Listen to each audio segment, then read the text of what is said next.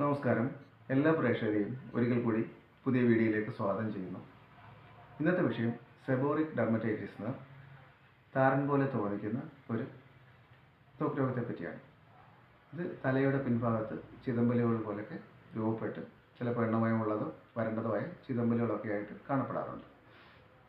സ്വാഭാവികമായിട്ടും ഈ seborrhoeic dermatitis ബാധിക്കുന്നത് തലയോട്ടിയിലോ അതേപോലെ തന്നെ പുരികത്തിലോ മൂക്കിൻ്റെ വശങ്ങളിലായിട്ടും ചെവിയുടെ പിൻഭാഗത്തോ സ്ത്രീകളിൽ മാറിടത്തിൻ്റെ അടിഭാഗത്തൊക്കെ ആയിട്ട് ഇത് കൂടുതലായി കണ്ടുവരുന്നുണ്ട്. അപ്പോൾ തലയുടെ സ്നിഗ്ധത നിലനിർത്താൻ വേണ്ടി സെബേഷ്യസ് ഗ്ലാൻഡ് സീബം ഉൽപ്പാദിപ്പിക്കുന്നുണ്ട്. ഈ സീബം അമിതമായി ഉൽപ്പാദിപ്പിക്കുന്ന ഒരു കണ്ടീഷനാണ് സെബോറിയ എന്നത്. ഈ സെബോറിയ അമിതമായിട്ട് ഉണ്ടാകുന്ന സമയത്ത് ചില ഫംഗൽ ഇൻഫെക്ഷൻസിന് കാരണമായി തീരുന്നുണ്ട്. എല്ലാവരിലും ഇല്ല, ഇമ്മ്യൂണിറ്റിയായിട്ട് ബന്ധപ്പെട്ട പ്രശ്നമുള്ള ആൾക്കാരിലും ഒക്കെ, അതേപോലെ പ്രോപ്പർ ഡയറ്റ് ഇല്ലാത്തവരിൽ, കാലാവസ്ഥാ വ്യതിയാനമൊക്കെ ഈ പറഞ്ഞൊരു ഫംഗൽ ഗ്രോത്തിന് കാരണമായി തീരുന്നുണ്ട്. ഈ ഫംഗൽ ഇൻഫെക്ഷൻ്റെ അനന്തരഫലമായിട്ട് തലയോട്ടി ഇൻഫ്ലമേഷൻസ് ഉണ്ടാവുകയും ചിതമ്പലുകൾ രൂപപ്പെടുകയും ചെയ്യുന്നുണ്ട്. അപ്പം ഈ ഒരു കണ്ടീഷനാണ് താരൻ പോലെ പൊടിഞ്ഞ് ഇളകി വരുന്ന ഒരു കണ്ടീഷനാണ് സെബോറിക് ഡെർമറ്റൈറ്റിസ് എന്നുള്ളത്. അപ്പം ഈ രണ്ട് കാരണങ്ങളാണ് അതിൽ. ഒന്ന്, അമിതമായിട്ടുള്ള സീബം പ്രൊഡക്ഷൻ. രണ്ട്, ഫംഗൽ ഇൻഫെക്ഷൻ.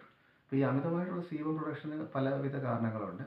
ഇപ്പോൾ നേരത്തെ പറഞ്ഞ കാലാവസ്ഥയാവാം, ഇമ്മ്യൂണിറ്റിയോടുള്ള പ്രശ്നങ്ങളാവാം, ഹോർമോൺസിൻ്റെ തകരാറുകളാവാം. അപ്പോൾ എന്താണെന്നുള്ള ആ കാരണങ്ങൾ കണ്ടെത്തി അതിനുവേണ്ടി ഫലപ്രദമായ ചികിത്സ ചെയ്യേണ്ട ഒരു ആവശ്യമുണ്ട്. അതേപോലെ തന്നെ ഫംഗൽ ഇൻഫെക്ഷൻ്റെ അനന്തരഫലമായിട്ട് ക്രസ്റ്റുകൾ രൂപപ്പെട്ടിട്ടുണ്ടെങ്കിൽ അത് റിമൂവ് ചെയ്യാൻ വേണ്ടിയുള്ള ചികിത്സകൾ ആയുർവേദത്തിൽ പ്രത്യേക രീതിയിലുള്ള ചികിത്സകൾ പറഞ്ഞിട്ടുണ്ട്.